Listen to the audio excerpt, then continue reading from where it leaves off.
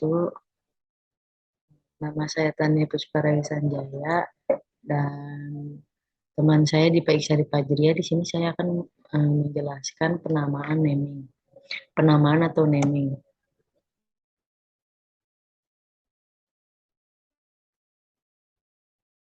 Entitas di dalam sistem terdistribusi, yaitu entitas dapat berupa proses, objek jauh, atau remote, new group, dan lain-lain.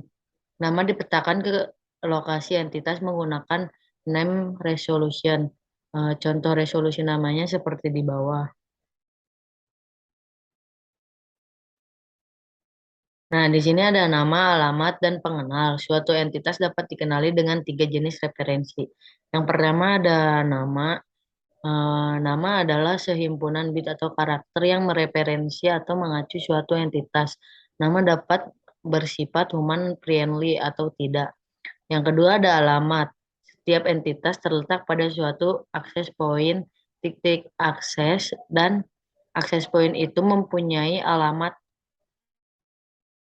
address dapat bersifat location atau dependent atau tidak. Contoh if address plus port. Nah, yang terakhir ada pengenal atau identifier. Identifier adalah nama yang secara unik mengenali entitas. Suatu identifier sejati adalah nama dengan properti-properti berikut. Suatu identifier mengacu ke paling banyak satu entitas. Setiap entitas dirujuk oleh paling banyak satu identifier. Suatu identifier selalu merujuk ke entitas yang sama atau tidak pernah digunakan ulang. Di sini ada sistem penamaan. Sistem penamaan sederhananya merupakan suatu middleware yang membantu urusan resolusi nama. Sistem penamaan dapat dikategorikan ke dalam 3 kelas berdasarkan pada cara pemberian namanya. Yang pertama ada penamaan plat, yang kedua ada penamaan terstruktur, yang terakhir ada penamaan berbasis atribut. Nah, dalam penamaan plat, identitas merupakan bit-bit string yang acak atau dikenalin sebagai nama plat atau tak terstruktur.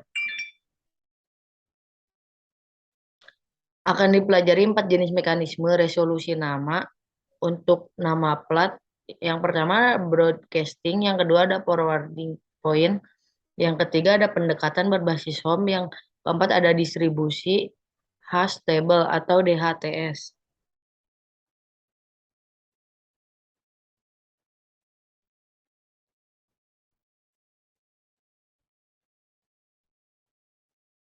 Ada penamaan terstruktur, yaitu nama terstruktur tersusun dari nama-nama human readable sederhana. Nama-nama diatur dalam suatu struktur tertentu.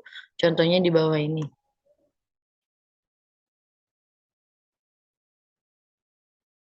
Di sini ada ruang nama. Nama terstruktur diorganisir dalam ruang nama atau nama space. Nama space adalah suatu direct graph yang terdiri dari node daun atau layout. Setiap node daun mempresentasikan suatu entitas.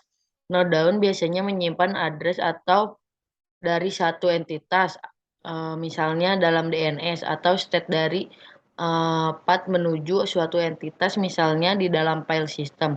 Yang kedua ada node directory. Node directory merujuk ke node lab atau directory lain. Setiap outgoing edge diwakili oleh edge label node identifier.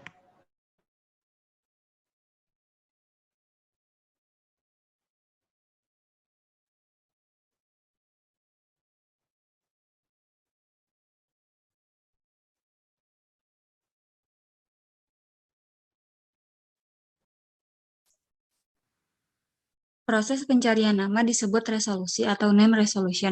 Mekanisme pengakhiran atau closure resolusi nama tidak dapat diselesaikan tanpa suatu initial directory node. Mekanisme closure memilih konteks implisit dari mana memulai resolusi nama.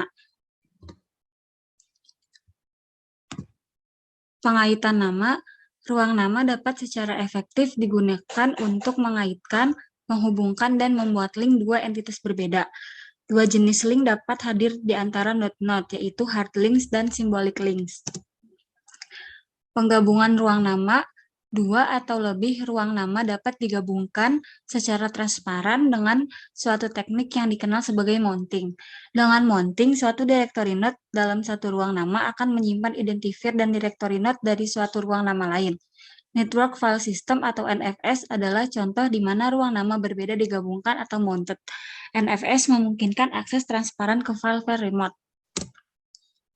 Dalam sistem terdistribusi skala besar, penting sekali mendistribusikan ruang nama ke banyak server nama, mendistribusikan node-node dari graf penamaan, mendistribusikan manajemen ruang nama tersebut, mendistribusikan mekanisme resolusi nama.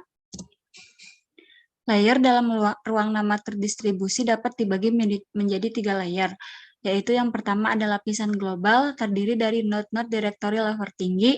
Node-node directory bersama-sama dikelola oleh administrasi berbeda. Lapisan administrasional mengandung node-node directory level tengah. Node-node directory dikelompokkan bersama-sama dengan cara tertentu yang setiap grup dikelola oleh suatu administrasi. Lapisan manajerial berisi node-node directory level bawah atau rendah di dalam suatu administrasi tunggal. Persoalan utama adalah bagaimana secara efisien memetakan node-node directory ke server nama lokal. Berikut presentasi dari kami, kurang lebihnya mohon maaf. Wassalamualaikum warahmatullahi wabarakatuh.